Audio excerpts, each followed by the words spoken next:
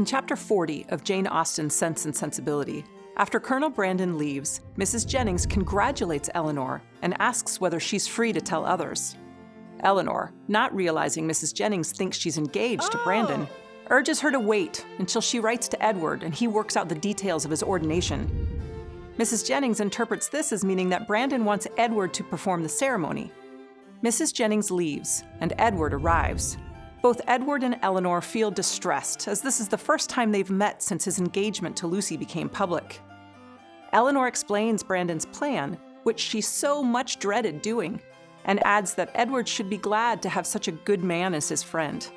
She has to convince Edward she had no part in Brandon's offer. Edward, who suspects Brandon's help stems from his attachment to Elinor, leaves to meet Brandon at his London house and graciously accept the offer. Elinor thinks to herself that the next time she sees Edward, he'll be Lucy's husband. Later, Mrs. Jennings asks why Brandon wants to wait several months for Edward to perform the wedding. Elinor realizes her misunderstanding and explains Brandon's plan. Mrs. Jennings exchanges one form of delight for another and assumes Brandon will propose to Elinor later.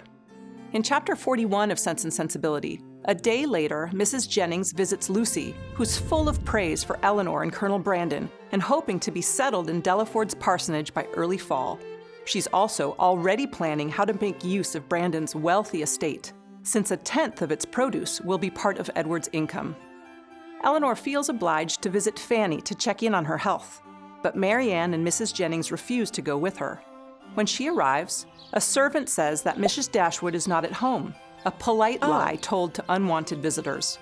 But John, who just happens to be going out, happily invites Elinor in. He's surprised that Brandon offered Edward the Delaford position when he could have sold it for a good price. He asks Elinor not to talk about the gift with Fanny, who finds the topic distressing, or to Mrs. Ferrars, who hasn't yet heard about it. Elinor angrily wonders why Mrs. Ferrars, having disowned her son, can still feel any parental anxiety about his career. John assures her that Mrs. Ferrars is a loving mother who, despite her attitude, cares about her son. He reports that it's Robert who now plans to marry Miss Morton, joining their fortunes. Also, Mrs. Ferrars told John that between Elinor and Lucy, she would have preferred Elinor as the least evil choice. What a nice lady. Robert arrives, and John goes to fetch Fanny.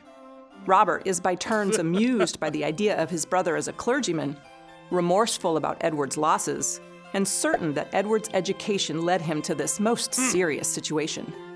He regards marriage to Lucy as a most disgraceful connection and plans to cut Edward out of his life. Robert Ferrars' feelings about his brothers confirm Elinor's most unfavorable opinion of his head and heart. Elinor briefly sees Fanny, who is more polite to her than usual.